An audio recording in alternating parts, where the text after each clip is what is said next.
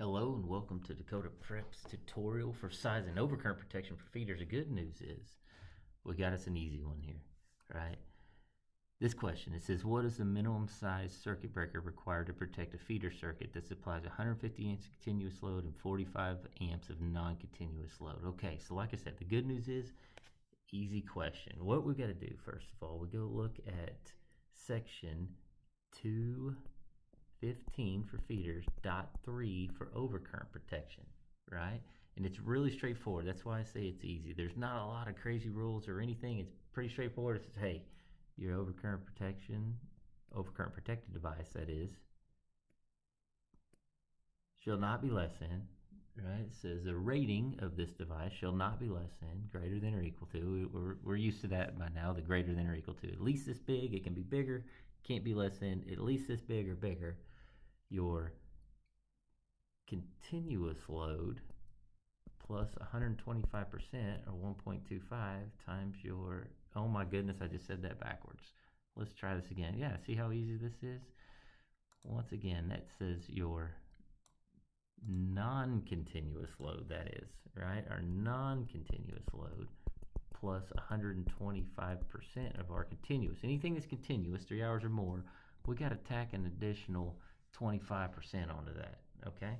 So, in this case, our overcurrent protected device has to be greater than or equal to our non-continuous load, which says we have 45 amps of non-continuous load here, right? Plus 125% of, in this case, 150 amps, since we have 150 amps of continuous load, okay?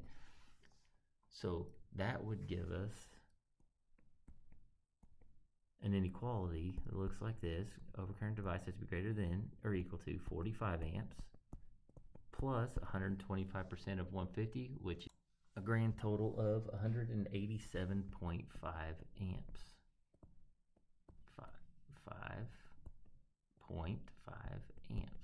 Okay, so when we add those two numbers together, then we know our overcurrent device has to be greater than or equal to 232.5 amps. Okay, so now real important, all we need to do now is go look at table 240.6a, right? Table 240.6a and find out, okay, what's the standard size? Because we can't go into the supply house and say, hey, I need a 232.5 amp breaker, right? That doesn't exist. So we need a breaker that does exist. Well, we're not going to get a 232.5, so equal to is out. We need one that's bigger than that. So we look in our table, 240.6. We need one that's bigger than 232 amps. Bingo, there we go. 225 won't quite get it done. We need a breaker that is 250 amps minimal, which means our green ink correct answer is that third option there, 250 amps.